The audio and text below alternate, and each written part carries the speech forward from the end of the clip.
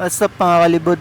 Dito tayo ngayon sa may duty free Ayala, Parañaque.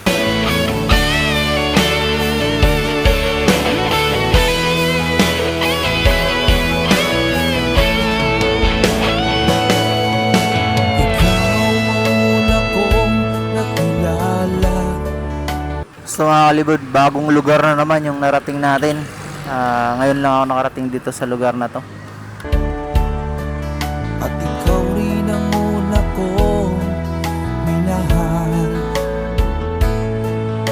Ikaw ang una rin nagpaluha nitong aking mga mata.